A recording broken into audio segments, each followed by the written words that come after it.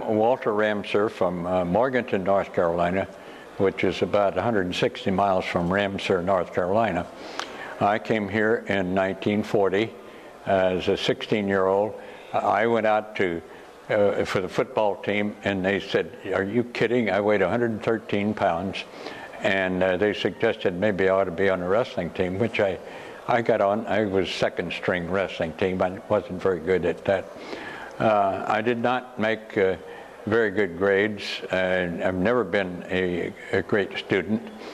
But after 3 years, we went in the Army, the class of 44, and many of us left to go because we're in ROTC, infantry ROTC. I went through basic training, and then we came back here in uniform as PFCs, going to school, waiting to go to Officer Candidate School in Fort Benning. And while we're here, someone mentioned about transferring to the Air Corps. And I said, "You can't do that." And I said, "You do." So I applied, and I did, and I transferred to the Air Corps because I'd always wanted to be a pilot, always wanted to fly airplanes. And when I went through all the classification, they said I qualified for pilot, bombardier, navigator, but they needed bombardiers and navigators, so my choice was bombardier and navigator. And I said, "That's the only choice I have?" And they said, "Yeah, you can go back to the infantry."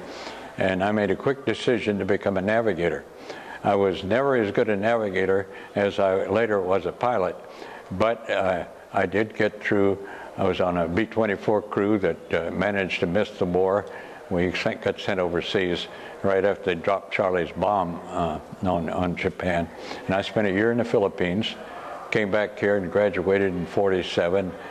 And the class of 47, 44, 47, I call it, was unique in that we spent 3 years of our time in the service. And it was a unique experience coming back because the people that we knew by name but never knew much about them.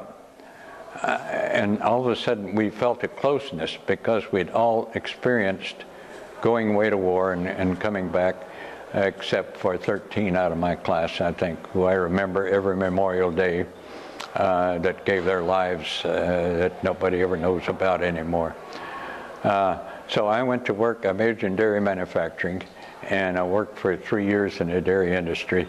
And I didn't like that and decided to go back to the Air Force. And I went to go back on active duty as a navigator, and they said they didn't need navigators, they needed pilots. So I became a pilot, and shortly after that I got out and went to work for United Airlines, and I spent 38 years doing the best job in the world. I've been the most fortunate person because I was able to do what I love to do, and it paid well at the time. And I still fly, I still have my own airplane, and I may sell it one of these days because I don't really have that much need for it. But I love flying. I never used my education that I got in state very much, but the fact that you have been to college is meaningful, no matter what kind of job you can do. As far as my advice for young people going out now, what I see that bothers me more than anything else is the loss of humanity, the loss of integrity, the loss of civility in our society. And no matter what your occupation is, people are more important than a computer or a cell phone or any other gadget. Those are informational tools. They're not communication tools. Communication is a thing that happens between individuals. And that is something that is lost. We're getting too busy doing things that we feel are important, but nothing is more important than humanity. When you leave this world, friends are the ones that are going to remember you. They won't remember how much money you made, what kind of car you drove, what kind of school you went to. How did you make them feel as an individual is what they will remember. So the really important things in life are not so much what a lot of emphasis put on today, making money, having a nice home, a career. We need educated people. There are many, many problems that my generation has left that have to be solved because we didn't solve them. Because each generation goes through In the agricultural school that I was in, we had to produce food to feed the mass of humanity. So we developed chemical fertilizers and herbicides and things to produce more food. We produced more people, but they had side effects that have caused other problems. So as I learned 65 years ago at the end of the war, for every problem we solve, we seem to create another problem. So it's just a kind of a cycle of things. And we're going to have to go back a little bit more to basic human needs, emotional needs, as well as physical needs.